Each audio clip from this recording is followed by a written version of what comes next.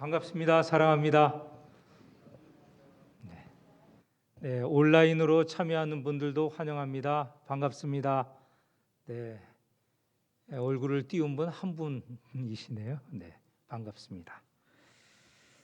사도행전을 시작하고 이제 두 번째 시간입니다. 오늘은 제목을 기도와 택하심이라는 제목을 잡아봤습니다. 택하심이라는 것은 예수님의 제자가 12명이었죠. 물론 제자가 더 많죠. 그런데 핵심적인 제자가 12명입니다. 그런데 한 사람이 죽었지 않습니까? 예수님을 배반한 가롯 유다가 죽었습니다. 그 대신에 한 사람을 택하는 것이 오늘 우리가 읽은 성경의 내용입니다.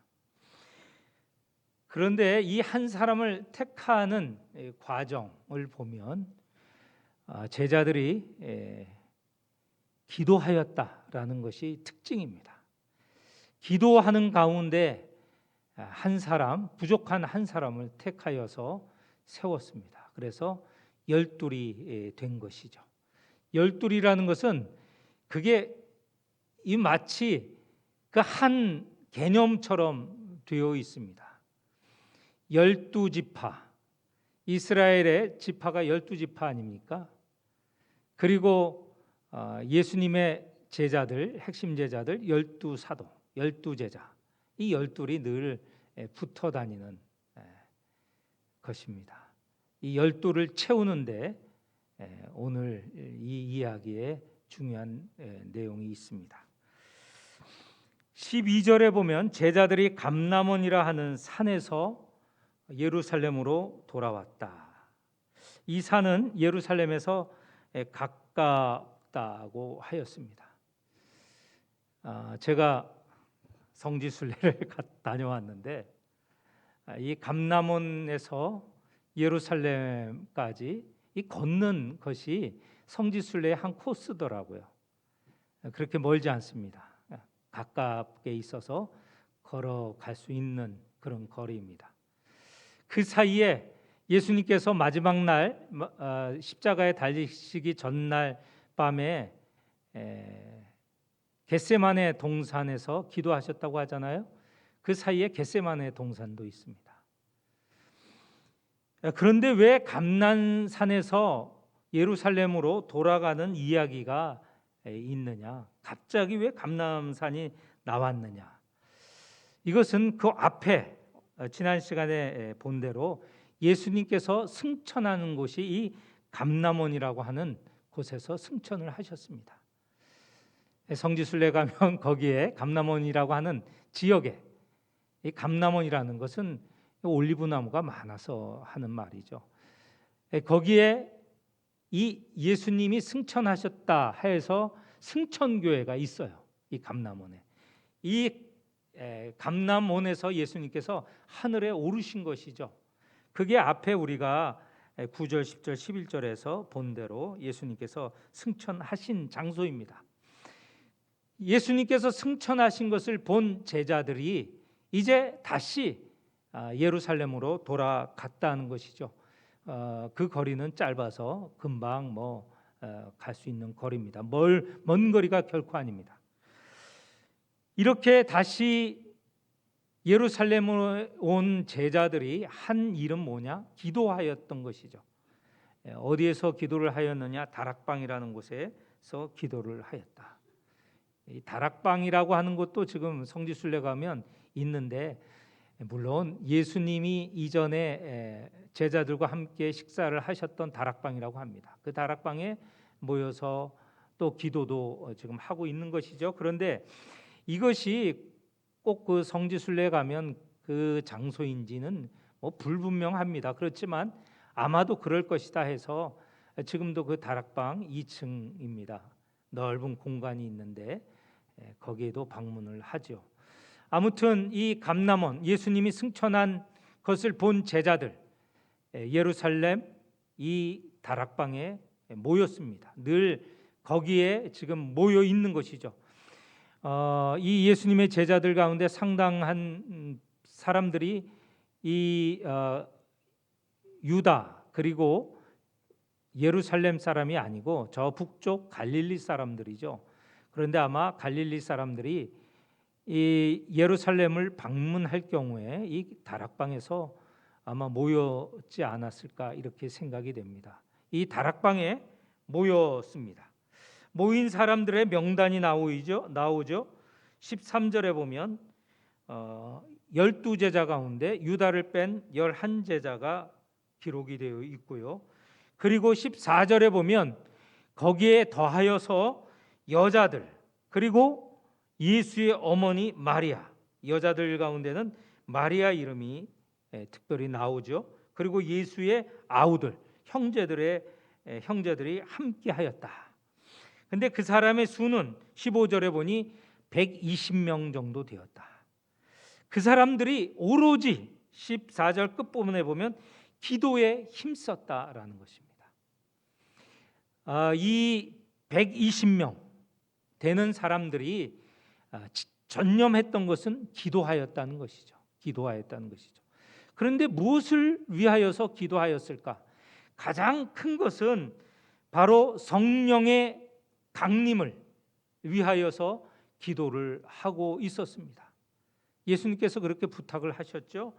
1장 8절에 보면 너희가 오직 성령이 너희에게 임하시면 너희가 권능을 받고 온 세상에 다 내 증인이 되리라.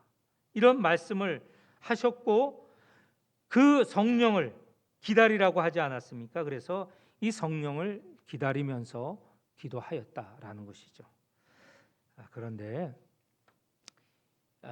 예수님의 핵심 제자가 12명에서 1명 빠지고 11명이라고 했는데 예수님이 그래도 승천하실 때 남겨두신 제자가 한 120명이다. 120명은 뭐 어떻게 얼마나 된 숫자일까요? 적은 숫자일까요? 많은 숫자일까요? 오늘 대형 교회를 본다면 작은 숫자일 것 같습니다. 그러나 나중에 우리가 선교의 역사를 보는 대로 예수님의 12제자 또는 이 120명의 제자가 세상을 바꾼 것 아닙니까? 그러니 이 120명 또 그 가운데 핵심 12명은 적지 않는 수라는 것이죠. 세상을 바꾸는데 세상을 하나님의 나라로 바꾸어 가는 일에 이 120명 또는 112명은 결코 작은 숫자가 아니라는 것이죠. 오늘 이 자리에 앉아 계신 분이 모두 몇 명이나 될까요? 제가 언뜻 세어보니 한 20명 조금 넘는 것 같아요. 또 온라인에 참여하는 분이 몇 분이나 되는지 모르지만 뭐라고 저기서 띄워주는데 이게 전부 다인가요? 여기 한 16명? 그 뒤에 다른 뒷잔명도 있으니까 하여튼 오늘 이 지금 수요 기도에 참여하는 분이 한 40명쯤 된다고 생각합니다. 이 40명 적지 않은 수입니다. 예수님의 12제자보다는 몇 배나 되죠? 3배도 넘는 수가 됩니다. 숫자가 문제가 아니라는 것이죠. 예수님에게 얼마나 철저하게 다가가는 제자인가? 그게 문제죠. 예수와 같은 제자인가 아닌가? 그게 중요하지 숫자가 중요하지 않다는 것입니다. 이 120명이 예루살렘에 모여서 오로지 기도에 힘썼다라는 겁니다. 얼마나 큰 일이 일어날까요? 저는 이 장면, 요 구절을 읽으면서 맞다. 120명 어마어마한 숫자일 수도 있다라는 생각을 갖게 되었습니다. 사도행전 끝까지 우리가 쉬지 않고 한번 쫙 읽어보면요, 그 성령의 거센 이 운동이 얼마나 강력한지 우리는 확인을 할 수 있거든요. 그 성령께서 사용하신 사람 많은 숫자가 아니죠. 여기에 12명 또는 120명을 사용하여서 성령께서 이 사람들을 시켜 이 예루살렘과 유다와 사마리아와 그리고 저 소아시아 유럽까지 건너서 로마까지 지나서 저기 스페인까지 이 선교의 역사가 선교의 운동이 엄청나게 강하게 퍼져나가는 것을 봅니다. 예수에 붙들린 사람, 성령 충만한 사람, 숫자의 문제가 아니고 그들에 의해서 몇 명이든지 놀라운 선교 운동이 일어나게 되는 것입니다. 120명이 기도에 힘을 쓰는데, 그런데 먼저 이들이 성령 강림 오순절 사건이 있기 전에 11명에서 부족한 한 명을 채우는 일을 하고 있습니다. 15절 이하의 26절은 바로 한 명을 채우는 그런 일인데, 이걸 읽으면서 저는 또 하나 궁금한 게 있었어요. 예수님께서 부활하시고 승천하시기까지 40일간 지내셨다고 하지 않습니까? 제자들과 지내셨다고 하지 않습니까? 그러면 40일 동안에 이 부족한 한 명을 채우실 수 있잖아요. 예수님이 네가 부족한 한 명, 네가 채워진 사람이다, 이렇게 할 수도 있잖아요. 예수님이 하시면 무슨 걱정이 있어요. 그냥 11명 있고 부족한 거 네가 바로 유다를 대신해 하고 탁 임명해 버리시면 금방 끝나잖아요.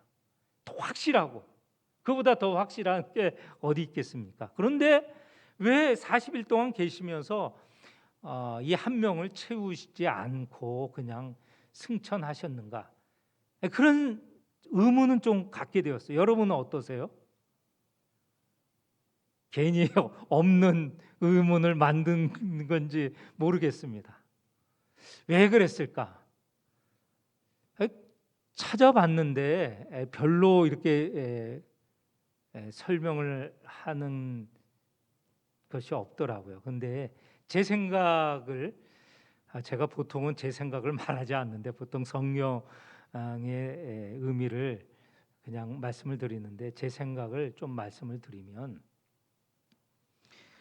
예수님께서 채우시는 게 더 확실하겠지만 11제자가 이 중차대한 일을 할 수 있도록 아마 훈련하시는 한 장면이 아닌가. 그들과 육신적으로는 함께 있지 않지만 이 11명의 제자는 이제 부활하시고 승천하신 주님이 그들과 동행한다는 분명한 의식이 있었습니다. 이제는 예수님께서 눈에 보이지 않으신다 하더라도 마치 자신들과 함께 하시는 것처럼 믿고 의지할 수 있는 신앙은 갖게 되었다는 것이죠. 더욱이나 조금 있으면 오순절이 이루어지면 그 오순절에 강림한 성령, 그 성령은 바로 예수께서 내가 보내겠다 하신 성령이거든요. 그 성령은 바로 예수님을 대신하여서 온 분이시죠. 그래서 늘 성령 하나님과 동행하는 것을 제자들은 늘 인식하고 있었거든요. 믿고 있었거든요. 믿게 되거든요, 참. 그런데 오늘 이 자리에서 비록 예수님 계시지 않지만 눈에 보이지 않는 주님과 동행하고 있다는 것을 이들은 아마 훈련 받는 한 과정이 아니었을까, 이렇게 생각을 합니다. 어떻게 그런 의식을 갖게 됐는가? 그것은 다름 아닌 기도입니다. 14절에 오로지 기도에 힘썼다. 이 기도를 통하여서 주님 예수 그리스도가 눈에 보이지 않지만 동행하는 것을 깨닫게 되었고요. 또 이렇게 한 명을 뽑는 가운데 그들 그냥 뽑는 게 아닙니다. 기도를 통하여서 뽑거든요. 24절에 보면 그들이 기도하여 이르되 뭇사람의 마음을 아시는 주여, 이 두 사람 중에 누가 주님께 택하신 바 되어 봉사와 및 사도의 직무를 대신할 자인지 보이시옵소서. 이 주님 예수님께 기도하는 장면이 나와요. 주님이 옆에 육신적으로 계시지 않지만 이들은 기도를 통하여서 주님이 함께 하시고 주님이 열둘에서 부족한 한 명을 분명하게 지시해서 채워주실 거라고 믿고 지금 한 명을 뽑는 과정에 있었다는 것이죠. 이렇게 하여서 이제 이 한 명을 뽑는데, 부족한 한 명을 뽑는데 자기 마음대로 뽑지 않습니다. 먼저는 한 명, 유다가 자기들 가운데 떨어지게 된 것을 그냥 해석하지 않고 성경에서 이미 말씀하였다고 성경에 근거를 댑니다. 그 성경의 근거는 다윗의 입을 통하여 나온 시편 두 군데인데 20절에 보면 거기에 시편 69편하고 109편의 시편이 인용이 됩니다. 다윗이 이 시편을 말할 때에 그것은 다윗 임의대로 말한 것이 아니고 성령의 감동으로 이 시편의 두 구절을 말하였다고 합니다. 그 내용인즉슨 앞부분에 있는 이 시편 앞부분에 있는 내용은 바로 주님을 배반한 자, 그의 결국이 어떻게 되는가? 시편에 이렇게 기록이 되어 있습니다. 그의 거처를 황폐하게 하시며 거기 거하는 자가 없게 하소서. 이 시편의 예언대로 유다가 그런 죽음을 맞게 되었죠. 이렇게 한 명 부족한 것에 대하여서 또 다윗은 성령의 감동으로 이렇게 예언을 합니다. 그 밑에 시편 109편에 보면 그의 직분을 타인이 취하게 하소서. 이 시편을 베드로는 이게 성경에서 바로 유다의 죽음과 우리가 한 사람을 채워 넣어야 될 근거라고 말하면서 이 성경을 인용을 합니다. 한 명을 채우는 것은, 그리고 한 명이 자기들에게서 떨어지고 한 명을 채우게 된 것은 다 이미 예언한 대로 되어졌다는, 성경의 근거대로 되어졌다는 것을 말하고 있죠.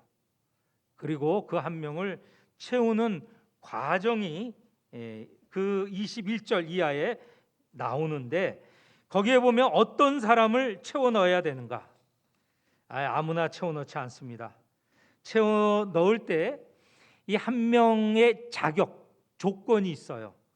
21절, 22절 우리 한번 길지만 같이 한번 읽어보겠습니다. 같이 읽어보겠습니다. 시작.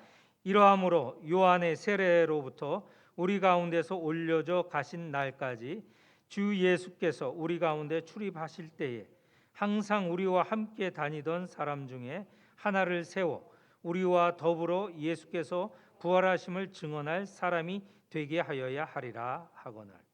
여기에 보면 이 채워지는 한 명의 조건이 있는데 세 가지 조건이 있어요. 하나는 이 사람이 예수님이 살아계실 때이죠. 승천하기 전 예수님이 살아계실 때 예수님과 그리고 자신들, 여기에 보면 이 사도들을 말하는데 사도들과 함께 다녔던 사람이어야 한다는 것이죠. 이 12사도가 사도들의 이 조건, 그들이 어떻게 12사도가 됐나, 사도가 되었나. 물론 예수님께서 임명하셨기 때문에 사도가 되는 건데 그것을 더 풀어서 본다면 그 12은 다 예수님과 동행했던 사람들이죠. 그렇지 않습니까? 예수님이 부르셨지 않습니까? 부르셔서 예수님과 동행했던 사람들이죠. 그리고 또 하나는 시간적으로 보면 요한의 세례 때부터 예수님이 하늘에 오르시는 승천하실 때까지 이 기간 동안 내 함께 했던 사람입니다. 중간에 뭐 잠깐 동안 있었던 그런 사람은 안 된다는 거죠.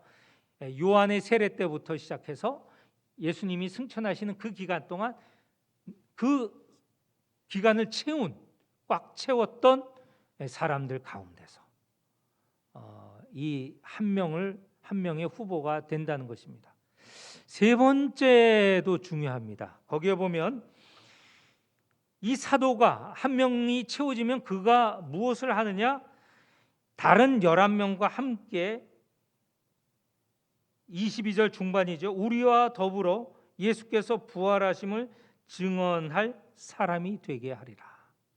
이 세 가지 조건을 채울 사람이 바로 한 명이 된다는 것이, 한 명의 후보가 된다는 것이죠. 다시 한번 말씀드립니다. 하나는 예수님과 사도들과 함께 있었던 사람, 기간적으로는 세례 요한 때부터 승천까지 같이 있었던 사람, 그리고 그렇게 함께한 사람은 바로 예수의 부활을 증언할 사람이라는 것이죠. 이 조건을 만족할 때 후보가 되는데 그 후보가 두 사람이 지금 뽑혔습니다. 23절에 보니 하나는 바사바라고 하는 사람인데 또 다른 이름은 유스도라고도 하고 또 요셉이라고도 합니다. 이 바사바와 또 한 사람은 마띠아, 두 사람이 뽑혔습니다.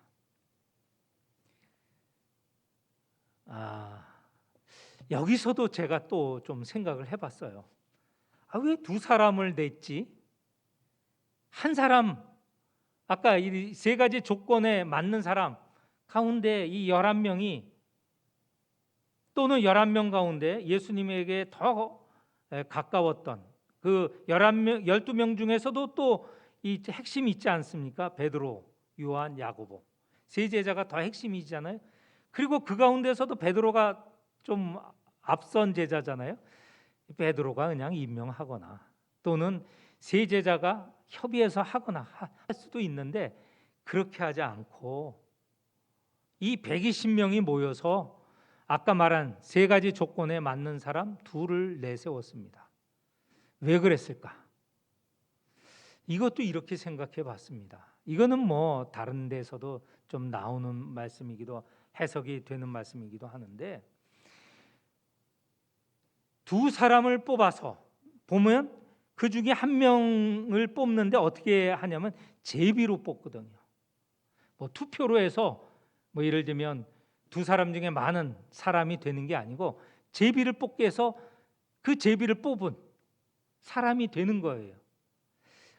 이것도 바로 주님의 인도를 받겠다는 것이죠.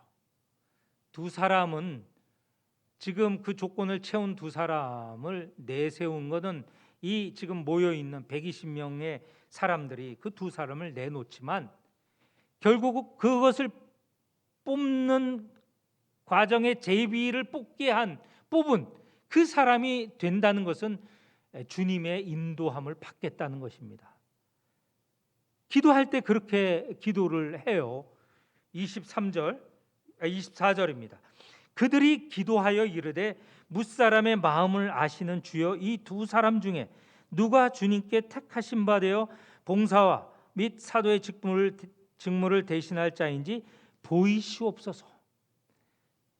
제비 뽑는 것은 바로 주님께서 뽑은 자라고 보이시는 걸로 믿고 기도를 하고 있는 것이죠. 모든 결정권을 주님께 의뢰한 것입니다. 자기들이 뭐 다수자로 뽑는 게 아니고 두 사람은 내세웠지만 뽑히게 되는 것은 주님이 하시는 일이다 라는 고백이 여기에 담겨져 있습니다. 이 선거라는 게 참 복잡해요. 민주주의에서는 어쩔 수 없이 다수가 다수의 표를 받는 사람이 뽑히지 않습니까? 그런데 다수가 뽑힌다고 해서 반드시 옳은 거는 아니에요. 뭐 우리 지난 날 뭐 대통령 선거나 국회의원 선거 보면 그렇지 않습니까? 민주주의 다른 방법이 없기 때문에 투표를 해서 다수자를 뽑지 않습니까? 그런데 이 백성이 현명하면 옳은 사람, 그래도 더 백성을 위하는 사람을 뽑을 수 있지만, 백성이 현명하지 못하고 정신을 못 차리면 더 나은 사람보다 더 나쁜 사람을 뽑는 경우도 수두룩합니다. 대통령 선거이든 국회의원 선거이든 하다못해 동네의 통장을 뽑는 것도 마찬가지죠.